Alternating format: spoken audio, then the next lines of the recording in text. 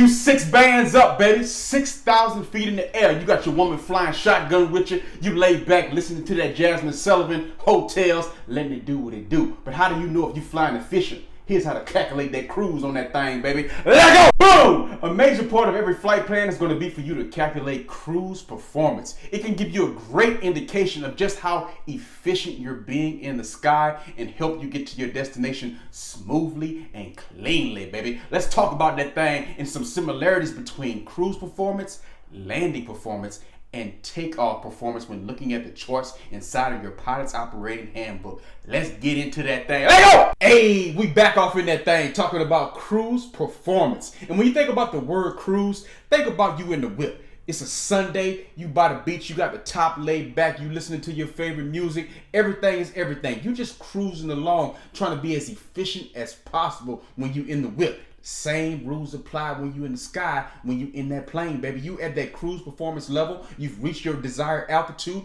and you're just looking for efficiency. And there's various ways that you can pinpoint that and try to make sure it follows your flight plan. And we about to talk about that thing right now. Let go! Boom! So check it. You know the vibe. The first thing we want to determine is what is our desired altitude for the flight plan. Let's just say we want to fly at an altitude of 6,500 feet. We 6.5 bands up in that thing. One of our first steps we got to do as part of our flight plan, we need to determine what is the pressure altitude.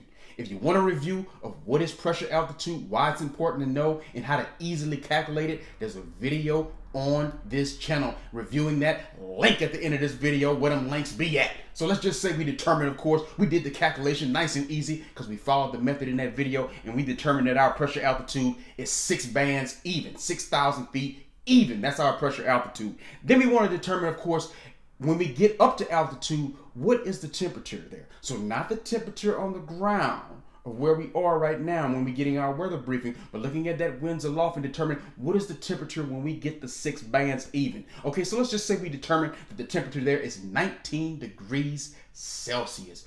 Boom! So we got our information there. When we got our information here, we pretty much have all the metrics that we're going to need to calculate and find and determine our cruise performance. Boom! So check it. You know the vibes. You want to go to your pilot's operating handbook. You want to flip to until you get to section 5, usually your performance section, and you want to keep going through and scrolling down until you get to your cruise performance chart. Once you're there, you're going to see a chart that looks similar to what we have right here. And all you're going to do is take that information that you've already predetermined as part of your flight plan and start to follow along on that chart, starting on the left-hand side. So when you look on the left-hand side, one of the first things that you're going to see, of course, is the pressure altitude.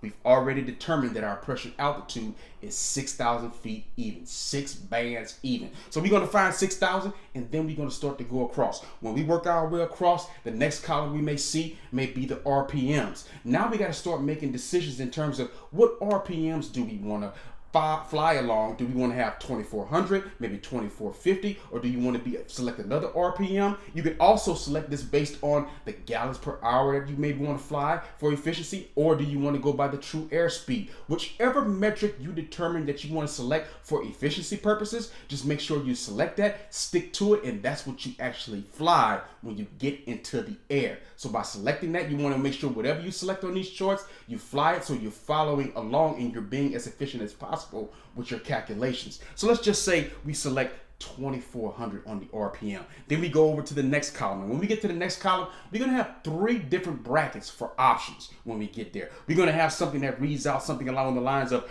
20 degrees Celsius below standard temperature. Then a column that just says standard temperature. And then this column that says 20 degrees Celsius above standard temperature. So now we got to determine what exactly are we? Are we below standard or are we above standard?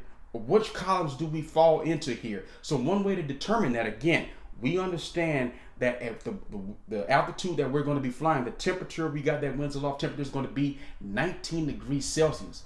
But is that above or below? How do we determine that? We go back to our standard temperature scale, one that you use when you calculate, of course, density altitude. You want to review that video on this channel. Link at the end of this video. So it looks something like this. At sea level, we know that standard temperature is what?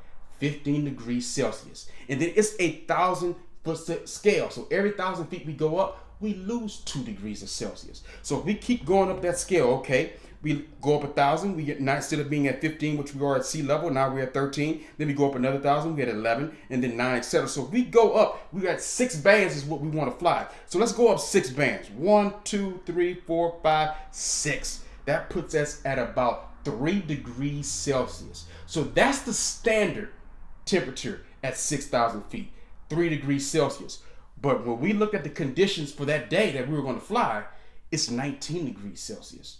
So that's about 16 degrees above standard temperature. So then you can go back to your chart and you can say, okay, which one of these columns do we most likely fall into? We're definitely not going to be in the 20 degrees below standard temperature, because again, we just determined that we're 16 degrees above, and we're not going to be in the standard temperature column, because that would only be 3 degrees Celsius. So we're closer to, of course, the 20 degrees above standard temperature.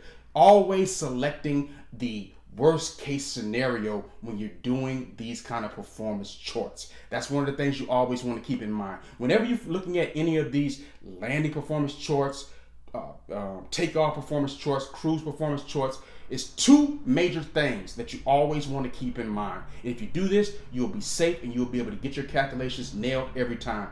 1, you always want to take into consideration that you're always going to overestimate what's needed. Not just, this is not a game of trying to hit everything on target and be perfect, because flying is never perfect. So the conditions are never perfect.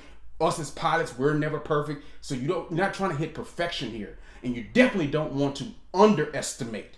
You always want to overestimate. You always want to take the conservative higher value, because that's going to protect you and keep you safe. So that's the number 1 thing you want to remember when looking at all these performance charts. The second thing you want to remember is the fact that all these performance charts were written when the plane was fresh and brand new. Usually, in most cases, depending on what kind of aircraft you fly, many decades ago. So you're going to have to compensate for the fact that it's not a newer type of situation where this performance chart was just created yesterday. So they're that accurate. They're decades old. So you're going to have to bake in a little bit. Again, that's a part of overcompensating to make sure you're remaining safe. As long as you remember those 2 things, every chart that you will fill out, you'll be able to nail it. You'll always have more than what you need, and you'll remain safe. Let go! Boom! So with that being said, when you go back to that chart and you say, okay, I'm going to select that 20 degrees Celsius above standard temperature, because I've determined that my temperature was going to be about 16 degrees above. Boom! So you overcompensate, you make sure you're in a good place, and it's letting you know, of course, that brake horsepower, how much of that speed is coming to that propeller. You're going to be about at 64% of that efficiency happening there, and then of course your true airspeed. They got it charted at 99. And they have the gallons per hour burn, when you look at that chart, at about 5.2. But what do we know? What did we just indicated and said? These charts were written many decades ago. So realistically, shave a little bit off that for your flight plan. Your true airspeed is probably going to be more like 95 instead of 99. And your gallons burn is probably going to be more like 6 instead of 5.2. So always overcompensating and padding the numbers in your favor for safety reasons. And this can help you remain efficient, plugging that in, and it can help you make sure you always have more than enough.